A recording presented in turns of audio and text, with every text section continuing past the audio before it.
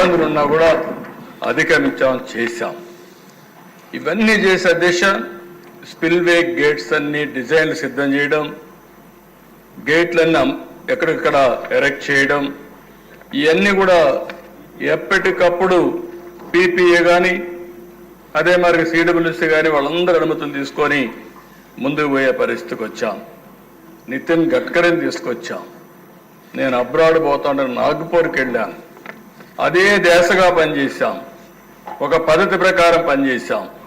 దీనివల్ల మీరు ఆలోచిస్తే అధ్యక్ష గేట్లు పెట్టగలిగాం, స్పిల్వే చేశాం, స్పిల్ ఛానల్ పనులు పూర్తి చేశాం. అన్ని కూడా సమర్థవంతంగా చేసుకుంటూ ముందుకు పోయి 72% పనులు పూర్తి చేశాం. 28 సార్లు నేరుగా వెళ్ళాను ప్రాజెక్ట్ దగ్గరికి, 82 సార్లు వర్చువల్గా రివ్యూ చేశాను. ఎన్ని ఇబ్బందులు ఉన్నా సరే కేంద్రం ఒకసారి డబ్బులు ఇవ్వకపోయినా మన డబ్బులు ఖర్చు పెట్టి మళ్ళా రీఎంబర్స్మెంట్ తెచ్చుకున్నాం. అన్నీ ఇది చేశాం కాబట్టి 72% పూర్తయింది. అదే ఆనాడు 2019లో తెలుగుదేశం పార్టీ కొనసాగి ఉన్నట్లయితే 2020-21కి పోలవరం పూర్తయి జాతికి అంకితమయ్యేది. అలాంటి ప్రాజెక్ట్ దిశ ఒక పక్క రీహాబిలిటేషన్ కోసం R&R ఇచ్చాం, బిల్డింగ్లు కట్టాం, ఎన్ని చేయాలో అన్నీ చేసి వెళ్ళాం. 2019లో ప్రభుత్వం మారింది. అక్కడి నుంచి ఆ దిశ రివర్స్ టెండరింగ్. ఎవడైనా బుద్ధి జ్ఞానం ఉండేవాళ్ళ దిశ ఇప్పుడు నేను చేయలేక కాదు, నేను చాలా ఆలోచిస్తాను. ఏ పని చేయాలని 4 సార్లు ఆలోచిస్తాను. ప్రజా జీవితంలో ఉండే మనం ప్రధానమైన నిర్ణయాలు చేసినప్పుడు ఇంకా ఎక్కువ ఆలోచించుకోవాల్సిన అవసరం ఉంది. తెలియకపోతే నేర్చుకోవాల్సిన అవసరం ఉంది. కక్షతో రాజకీయం చేయడం కాదు, కక్షతో అభివృద్ధి చేయడం కాదు దిశ. అదే ఇక్కడ జరిగింది.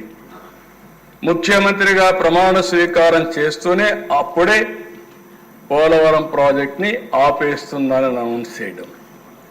ఆ రోజే మీరు ఒకసారి చూస్తే అధ్యక్ష ఆదేశాలు ఇవ్వడం, ఆదేశాలు ఇచ్చి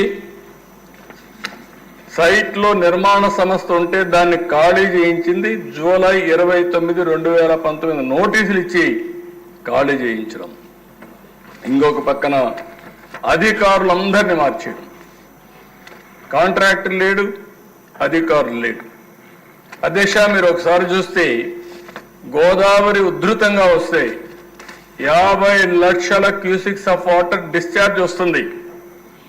దేశంలో ఇంత ప్రమాదమైన నది ఎక్కడా లేదు. అందుకే 50 లక్షల క్యూసిక్స్ ఆఫ్ నీళ్లు పోవడానికి ఈరోజు స్లూయిస్ కానీ అవన్నీ కూడా మనం నిర్మాణం చేసే పరిస్థితికి వచ్చాం.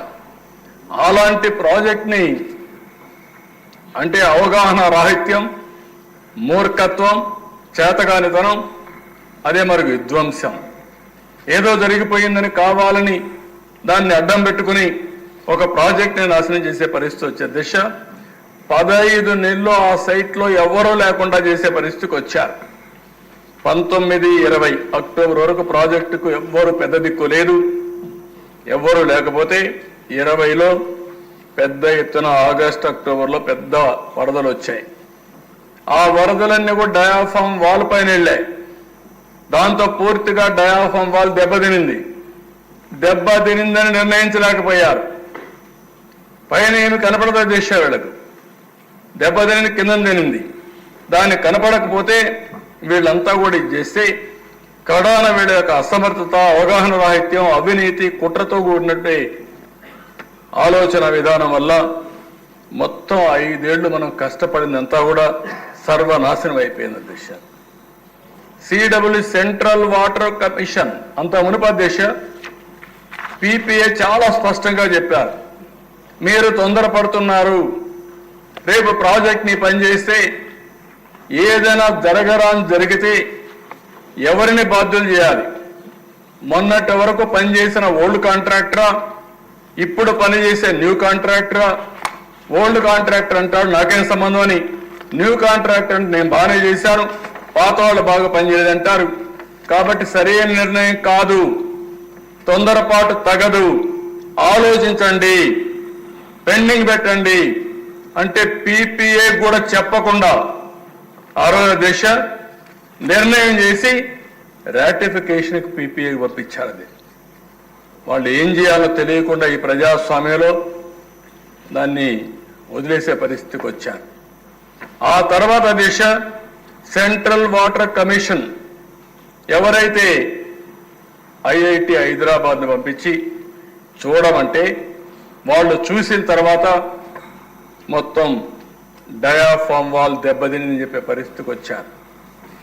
డయాఫామ్ వాల్ దెబ్బతిన దిశ దానిపైన మళ్ళీ ఏం చేయాలో తర్జన భర్జనపడి ఈరోజు ఇంటర్నేషనల్ ఎక్స్పర్ట్స్ అమెరికా నుంచి ఇంకా కెనడా నుంచి అక్కడి నుంచి తీసుకొచ్చి ఎక్స్పర్ట్స్ వచ్చి మొత్తం అధ్యయనం చేసిన తర్వాత 4 దిక్కల దెబ్బతినింది.